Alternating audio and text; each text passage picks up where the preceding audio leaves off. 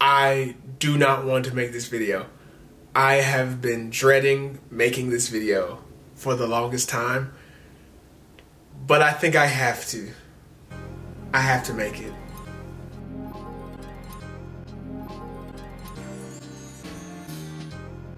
For those of you who don't know, Kendrick Lamar is an Atlanta-born rapper who migrated to Chicago with his mother in his early years, and he claims Chicago as his hometown.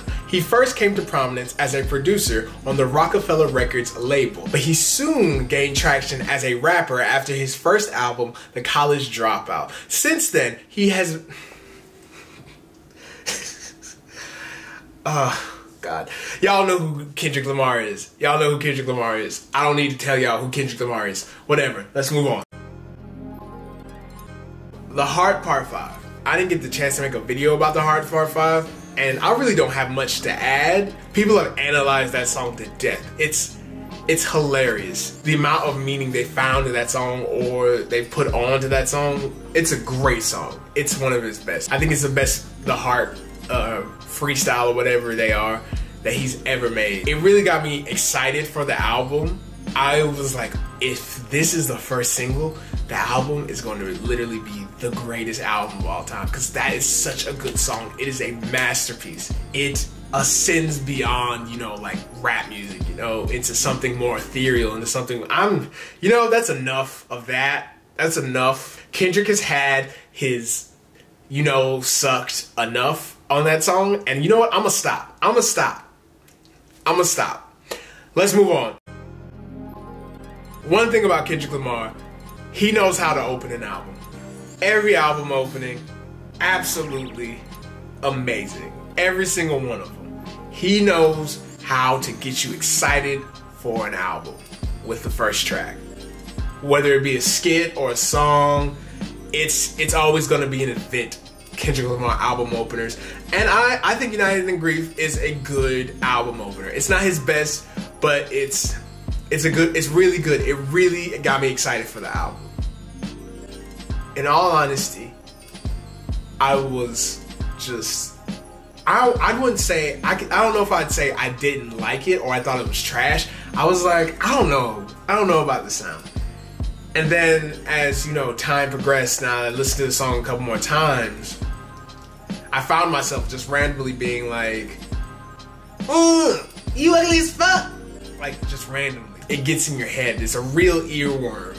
The song's a real earworm. And it's, of course, and like production-wise, it's very exciting. It's very cinematic. It's very well made.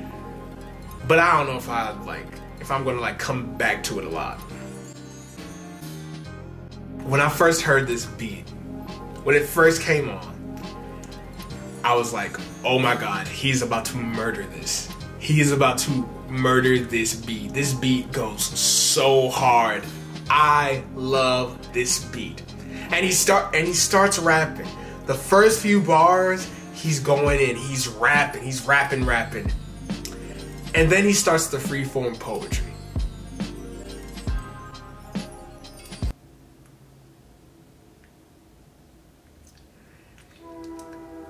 Kendrick.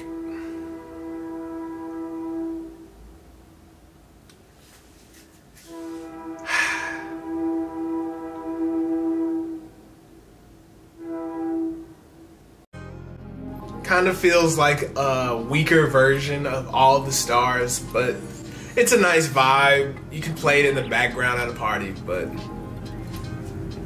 it's fine.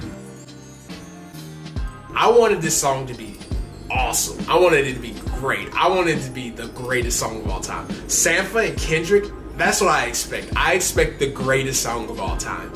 But it's like, it's fun, it's fine. I like the pianos. It's alright.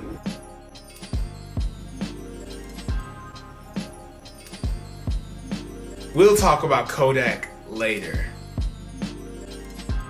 I usually like when Kendrick takes a big swing vocally, but this song, I don't like his vocal decision. I don't like his vocals at all. I don't know. I don't know why he's whispering. First off, Taylor Page, Great performance from her. I thought she was a rapper. But then I looked her up and I recognized her from Zola. By the way, Zola's a fun movie. Go check it out. It's a good time. She's really great in it. But yeah, Taylor Page is really great on this song, and she kind of outperforms Kendrick. And I think Kendrick wanted that to happen. It kind of feels like he's trying to have a conversation about patriarchy and how it affects black love and this and that. And it feels kind of half-baked. Another time where I was like, yo, can you just rap on this? I'd love if you just like took this beat and rapped on it. This kind of felt like a lesser version of You from To Pimp a Butterfly. Like, he already did this. Yet again, another example of like him doing a lesser version of something he did better on another album. Usually Kendrick Lamar and R&B go together like peanut butter and jelly. That is something you can count on. You can count on Kendrick Lamar on an R&B track. But this one's weak.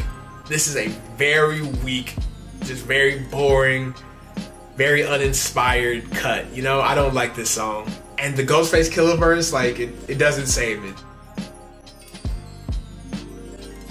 The Kids Choir part was very pretty, and then the minute it goes out, I just lose interest in the song. Kind of feels like a glorified interlude. It's very pretty. It kind of sums up the, you know, the theme of the album very well, very succinctly, but it feels just like an interlude. This is supposed to be his big redemption. This verse is supposed to be Kodak Black's big redemption. This is supposed to rehabilitate his image. You put Kodak Black on your album for this verse? It's not a good verse. It's not good. It literally ruins the song. The song could have been at least fun, but then Kodak's ass comes on and bores the hell out of me. Number one, I can't believe Kendrick let that Baby Keem verse on his album. People are saying like he wrote it for him, but like that verse is kind of better than any verse Kendrick put on the album. Why wouldn't he rap that verse himself? Anyway, the Savior song, all I'll say about it is like, it kind of makes me sad that he's like, I'm not an activist, basically. That's what he's saying with the song. I'm not an activist. I'm not here to like change the world. I'm just making my music. That's kind of the overall concept of the album. And that kind of makes me sad, but like, yeah, I always do that. We always knew that, Kendrick. We kind of hoped it was different. We kind of hoped you had like big aspirations with your music. And like your music has literally changed the world. Like your song became a rallying cry for like Black Lives Matter, dog. Like, you should be proud of that. You should embrace that, and maybe don't see yourself as a messiah or anything, but like push for change in a more concrete, more, I don't know. I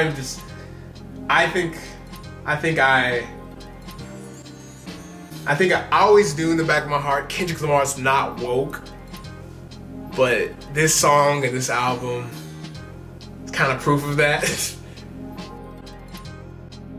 This album and this song is for Kendrick, you know. It's him exercising his demons, and I get that. He's not trying to fix the world, he's trying to fix himself. And I understand that. And this song is him, you know, grappling with his homophobia, his family's homophobia, and using his uncle, his male uncle, as a vessel for that. But like, yo, why do you keep dead naming your uncle? Why do you keep misgendering your uncle? And why do you have to say the F word? Why do you have to say the F word, dog? Like, he thinks he's doing this deep exploration of the word and his history with it, but it amounts to, I used it as a kid, my uncle told me it was bad, and now I don't use it anymore. And is that an exploration? Is that like, what are you, but it's for him. It's just about him and his in his life if I had to play devil's advocate. But I don't like this song. I don't like the song at all. But I like it sonically.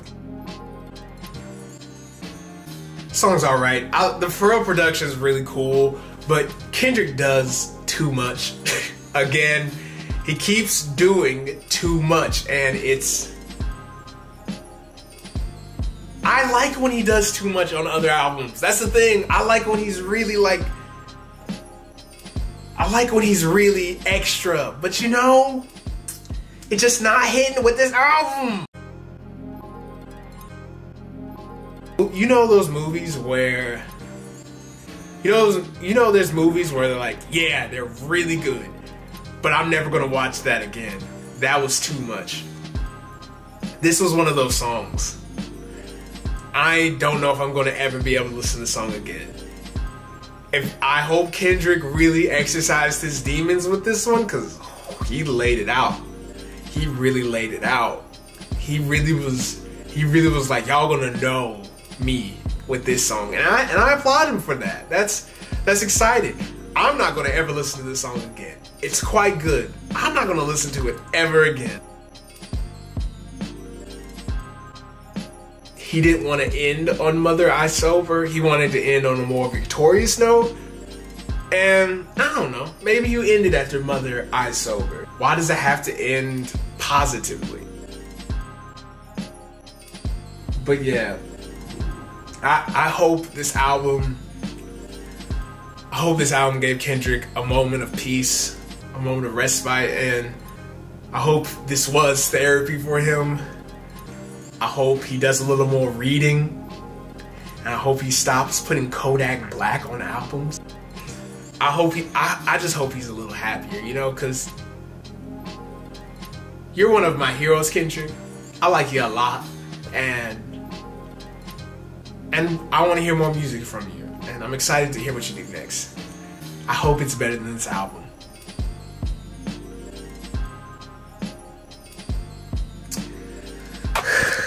That's it.